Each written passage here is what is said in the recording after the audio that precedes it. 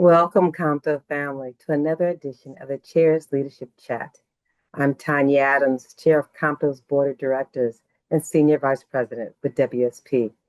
This series is all about amazing partners and visionary leaders advancing the transportation industry.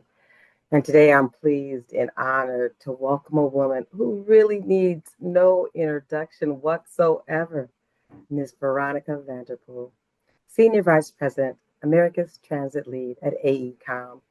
In this role, she leads delivery of major transit projects across Americas and drives their business growth in this critical sector. Prior to this role, she served as acting administrator of the Federal Transit Administration within USD. She is also a woman who moves the nation honoree of 2023. Welcome, Veronica. Thank you so much, Madam Chair. You're so welcome. I'm so excited to get started with this first question. So tell us about your current role at AECOM, the scope and the scale of it. As the America's Transit Lead, I am working with our teams across the United States, our regions, and also our region of Canada to think through growth opportunities and strategic decision-making as we invest in some of the best public transit projects across North America. So that is every system from our bus rapid transit systems to, of course, our bus systems, new rail systems, light rail, high-speed rail, and rail extensions. It's so interesting to see how your past experience really provides and helps you go to your next position. Clearly, your past experience across public and nonprofit sector prepared you for this major role here. We know that transportation leaders are often measured on a project delivery, safety, and efficiency. But how do you ensure people and communities remain at the center of all decision making? It's important to make sure we continue to connect with people and communities in these roles. I have an interesting trajectory at AECOM. I think I may be in a very small minority of individuals who come from the advocacy side, where I was working with community members and community leaders and all different stakeholders to build support for transit projects. And some of those projects include projects that AECOM is actually building today. So in between that time as a community advocate and then working at the state level in the New York metro region to win funding and or legislative support for those projects, such as Second Avenue Subway in New York or Gateway/Amtrak's Hudson Tunnel project, and then work at Federal Transit Administration within USDOT and be able to sign to date the largest grant award from USDOT for that Hudson River Tunnel project at $6.88 billion during the previous administration. And then now to be at a firm like AECOM that is working on some of those same projects when I was a very young advocate 20 years ago in New York City, asking the community to support and legislators to support. It is an incredible arc of a career and experience trajectory that I do think is very unique in the private sector. So in terms of measurement and how we're looking at success and performance, I think considering that kind of arc and trajectory, it's about ensuring that we in an A&E firm such as AECOM with global expertise are still making sure that we are working with and including people on our team that have knowledge that actually directly touches the community and or has touched the community. And I've been very fortunate to get to engage and meet with many of my colleagues across North America and all the regions that I'm working and supporting to see their level of commitment and the way that they touch the communities in which they work.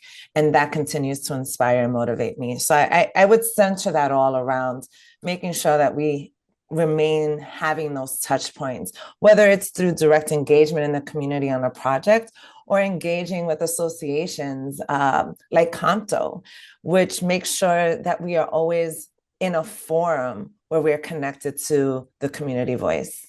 One thing I've always appreciated about you is the way you show up, your passion, how poised you are, and never forgetting the path that brought you here and where you are and going to where you are today. I think that influences how we ensure communities' voices show up and how we deliver transportation in an innovative way. You're such a strong advocate and a mentor to so many people, so many women like myself. So, my next question sort of touches on that part. For the next generation of leaders, particularly women, what mindset has been the most critical to your success? And what would you encourage them to carry forward? Well, thank you for your kind remarks, Madam Chair. I am very blessed to be in a community of very strong women throughout my career, and I look to you also for your leadership in this sector. So thank you for being my companion in leadership in this space. So my mindset, and I'm going to capitalize on my previous role and motto at Federal Transit Administration, and a lot of my colleagues will certainly relate to this. I did not coin this term, but I certainly adopted and used it during my final year as acting administrator at FTA, and it was GSD, get stuff done.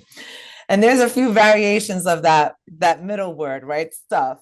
But in short, I think that's an incredibly important mindset because at the root of it, it's finding and figuring out how to get things moving. And sometimes that requires us as leaders to learn.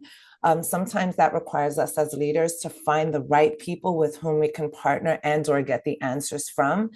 Sometimes that means as leaders that we have to step up and lead and make those tough decisions.